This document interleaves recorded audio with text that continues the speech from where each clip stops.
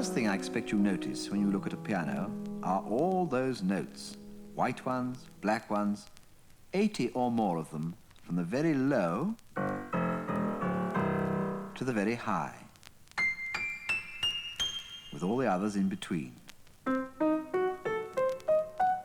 This row of notes we call the keyboard, and by using our 10 fingers on the keyboard, we can produce splendid sounds like this.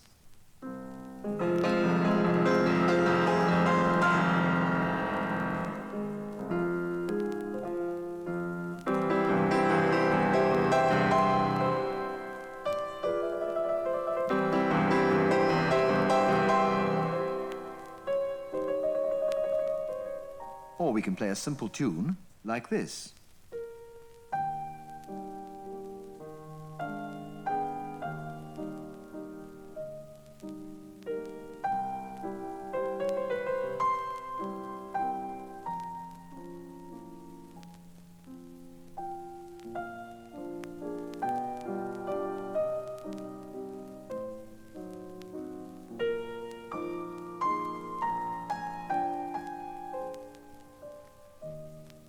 Well, you might say, any instrument can play a tune, but there's a difference.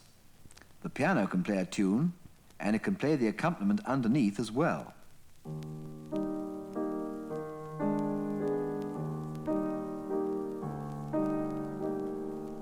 So, you can get the tune and its accompaniment.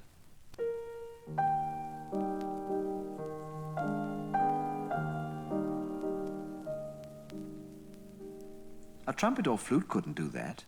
A piano is complete in itself. That is why it's become such a popular and useful instrument. Now I've mentioned the keyboard and all the notes. What happens when we press one of them down? If you look inside a piano, you'll see a whole lot of stretched lengths of wire. Short, thin wires for the top notes, long, thick wires for the bottom notes. We call these wires the strings. Each of these strings has a small bit of wood resting on it. This is called the damper because it dampens or stops the string from sounding. Now, when I press a note, a hammer jumps up and hits the string and immediately bounces off again. At the same time, the damper is automatically lifted off the string, allowing it to sound freely. As soon as I take my finger off the note, the damper falls back on the string and stops it from sounding. Let's play a note. I press the key, and as the hammer hits the string, the damper's lifted off it. I take my finger off the key, the damper falls back on the string, and the sound stops. And there we are, pianists.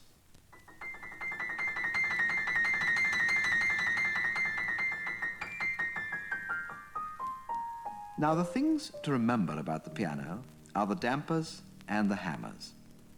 With the dampers, you make the notes sound as long as you've got your finger pressed on the key. By the way we strike the keys, we can make the hammers strike the strings heavily or gently.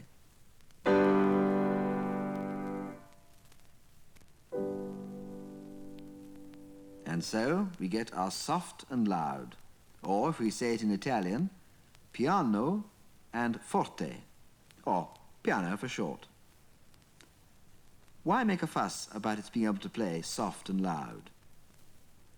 Well, in the days when the piano was being first made, about 250 years ago, the popular keyboard instruments of the day were the harpsichord and the clavichord. The harpsichord was something like a grand piano to look at, and, like the piano again, had rows of stretched wires inside it. But when you press a note of the harpsichord, listen to the sound you get. Quite a different sound from the piano, isn't it? You get that twanging sound from the harpsichord because when you press the key, you cause the mechanism to pluck a string and not hit it with a hammer. However gently or sharply you press a key on a harpsichord, you can't make it sound louder or softer. And you can't hold on to a note, sustain it. As soon as it's plucked, it's over.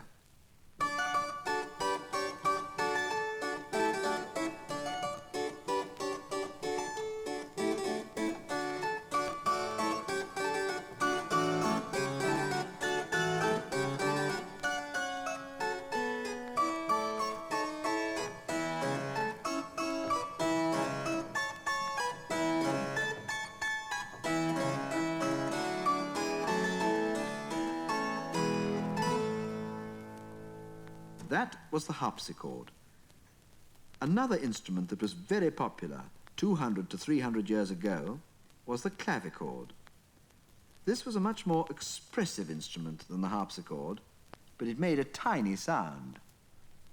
At its loudest, it was often difficult to hear on the other side of a large room.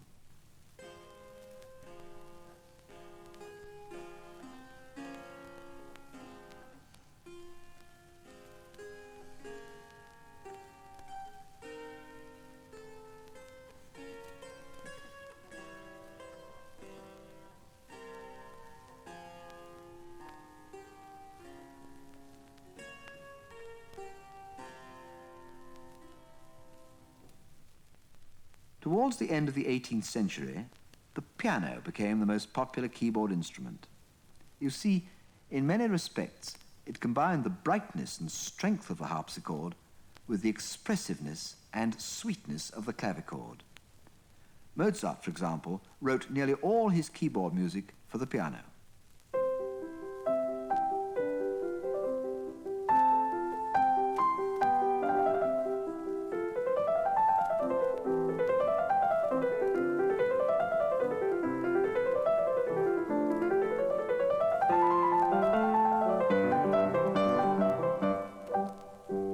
I played that bit of Mozart on a modern piano. It would have sounded rather different on the Viennese piano, which Mozart played. The Viennese pianos were much less powerful, and they had a thinner sound. The great German composer Beethoven, who spent much of his life in Vienna, couldn't have been very satisfied with his Viennese piano. He wanted such tremendous effects.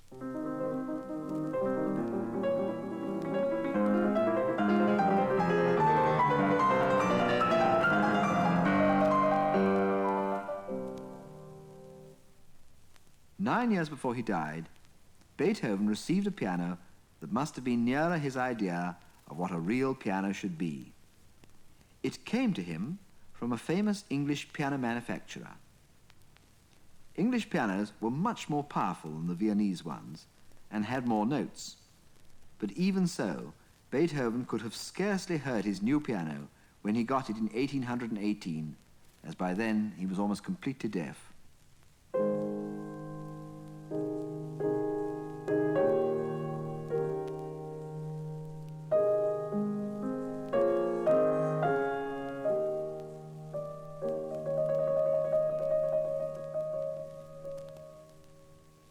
English pianos had something else that the Viennese pianos hadn't: pedals. Earlier on, I said that on each piano string there's a damper that cuts off the sound of the string as soon as you take your finger off the note. Now, pianos had a device that would keep all the dampers off the strings, to keep notes sounding for as long as you liked, after you took your finger off the key. In Viennese pianos, you work this device with handles by the keyboard, or by a flap near your knee. On an English piano, you could raise all the dampers with a pedal you worked with your foot. Soon, all pianos began to have pedals, one for the left foot, that by one way or another made the strings sound less powerful. This is the soft pedal. And the right-hand pedal moved the dampers off the strings, so we call that the damper pedal. One of the greatest composers of the piano who ever lived was Chopin, and he made wonderful use of this damper pedal. Notice in this piece how the damper pedal blurs the sound and takes the edge off it. Here first is a sample without using the damper pedal.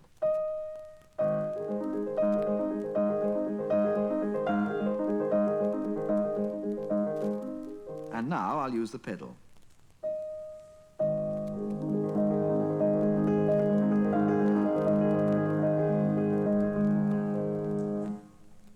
Besides having pedals, during the 19th century, pianos were being built stronger, with an iron frame to hold the strings instead of a wooden one.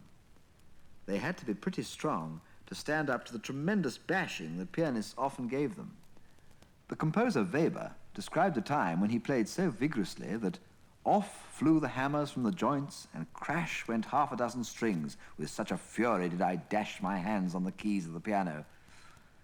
And later in the 19th century, the great composer-pianist Liszt often had two pianos on the platform when he was giving a concert, one in reserve in case he broke too much of the one he was playing. And no wonder, with music like this.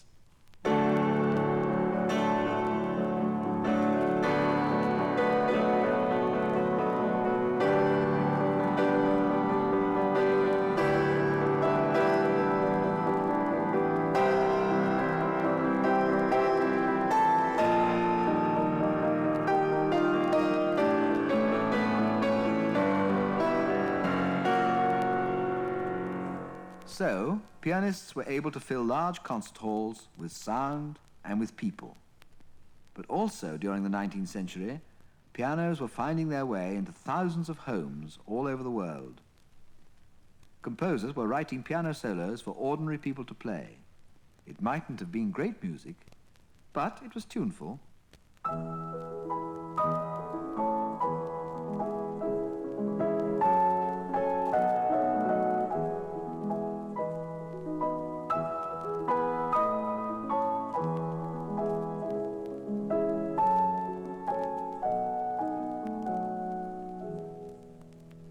Pianos in the home, pianos in the concert hall. Meanwhile, composers were still experimenting with sounds they could get from the instrument. Just over 50 years ago, the French composer Debussy conjured up imaginative pictures with his piano music. He used the damper pedal with tremendous effect. Here he is, imitating the bells of a cathedral that are ringing underwater.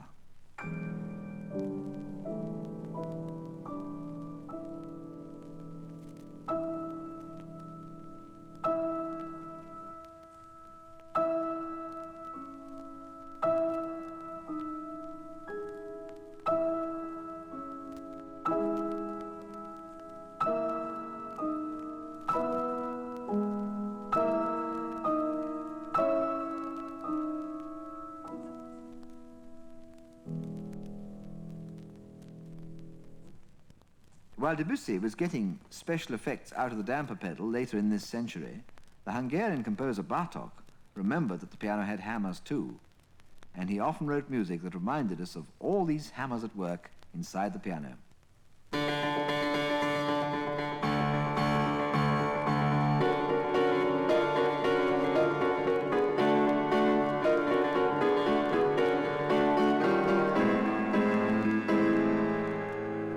Nowadays, most homes seem to prefer the television or radio to the piano. But you still hear the piano all the time, either playing honky-tonk,